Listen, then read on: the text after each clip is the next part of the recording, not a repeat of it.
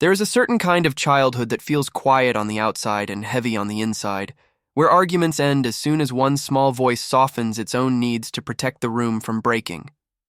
A child learns to sense tension the way others sense weather, reading the storm in the air long before thunder arrives.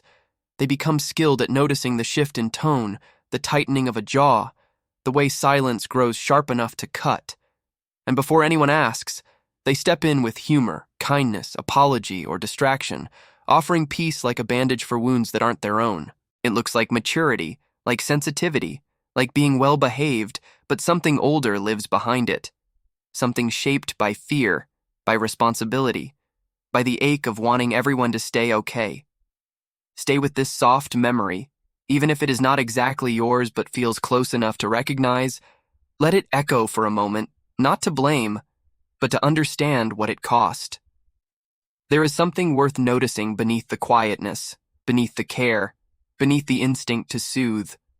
Let it breathe and see what it reveals. Some children grow up thinking peace is something they must earn, as though harmony is a fragile object they alone have been chosen to protect. They sense their role before they can explain it, carried by a wordless agreement that their comfort matters less than the comfort of everyone else. In homes where conflict becomes unpredictable, they learn to restructure themselves like soft furniture, cushioning every impact. They mature in the shadow of emotional chaos, believing their gentleness is the single barrier keeping the house from falling apart.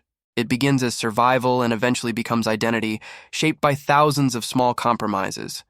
The child does not know they are negotiating their place in the world, they only know they want the room to stay safe.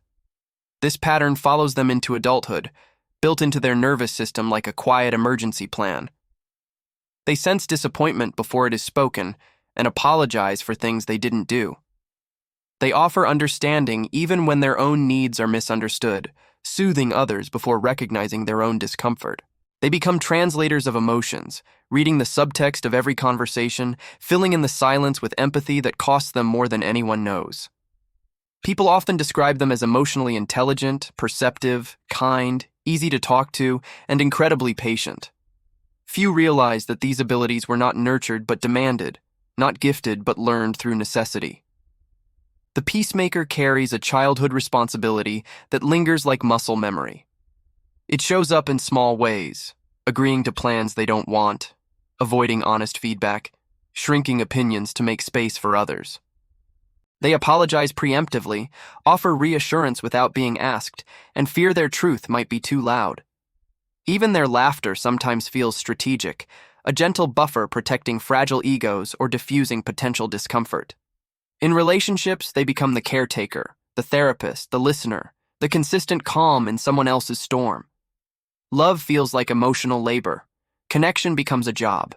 This is not weakness, nor is it passivity. It is a deep-rooted instinct. Keep everyone okay, even if it means disappearing a little. Neuroscience shows that children growing up in unpredictable emotional environments become hyper-attuned to others' feelings. Their brain learns to scan for danger in tone, posture, silence, and expression, creating a state of chronic emotional alertness. They do not wait to be afraid. They prepare. Their nervous system reacts as though conflict is a threat to security, even in adulthood when no real danger exists. This is why they interrupt arguments, why they soften their voice, why they avoid saying no, why they over-explain to prevent misunderstanding. Their brain remembers what their childhood taught. Tension can break something. Because they grew up saving the room, they now save relationships, even ones that are hurting them. They choose peace over honesty, even when dishonesty becomes a quieter kind of conflict inside themselves. They suppress anger, not because they lack it, but because expressing it once meant losing stability, connection, or safety. So the anger turns inward, becoming self-blame, guilt, exhaustion, or emotional numbness. Even sadness becomes something they hide, fearing it might make someone worry or create imbalance. They minimize their pain with phrases like, "It's fine," "It doesn't matter," or "I'm just tired," as if truth is too heavy for others to carry.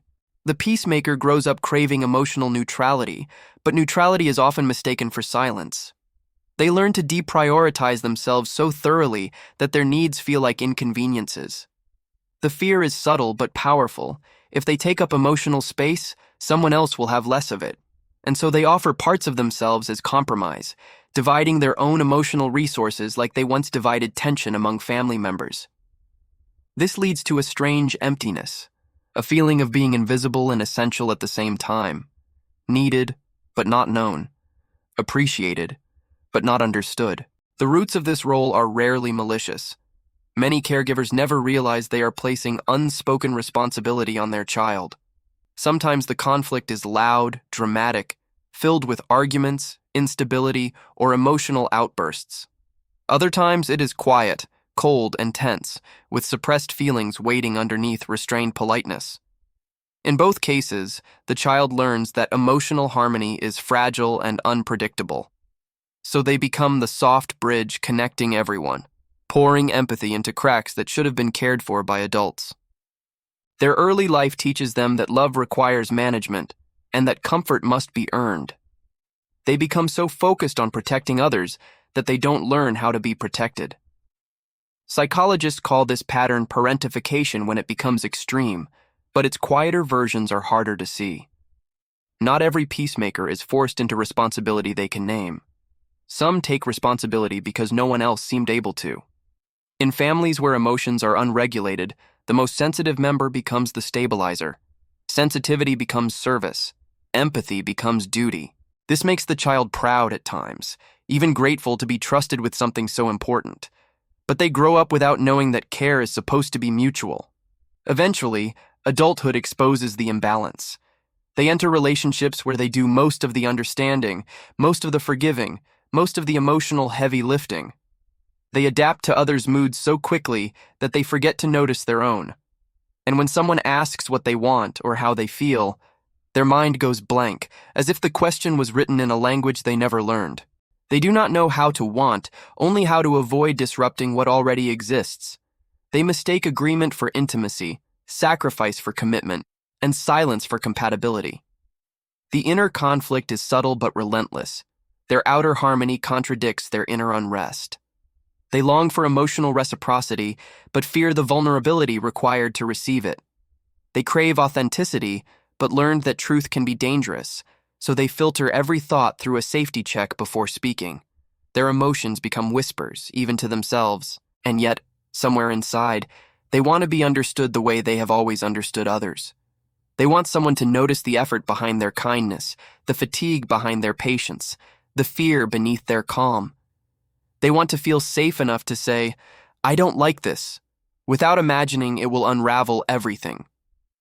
The turning point often arrives quietly, not as rebellion, but as recognition. They begin to notice how tired they are, how unseen they feel, how much they have edited themselves to maintain peace. They realize that conflict within a relationship is not always damage. Sometimes it is depth. They discover that honesty does not always destroy connection. Sometimes it finally makes it real. They start to experiment with small expressions of need, not dramatic or loud, but honest and unhidden. They allow themselves to be uncomfortable without rushing to fix it, to disagree without panicking, to feel without apologizing. At first, this shift feels selfish. After a lifetime of emotional service, taking space feels like stealing. But slowly, they learn that boundaries don't break relationships. They shape them. Authenticity does not threaten love. It nourishes it.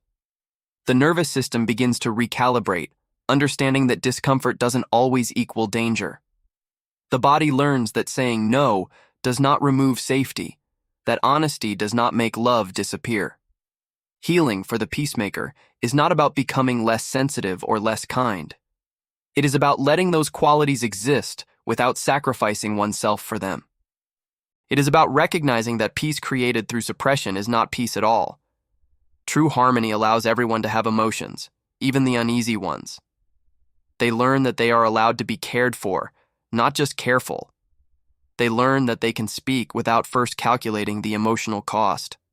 They learn that love can hold tension without breaking, and that expressing needs is not disruption, but participation.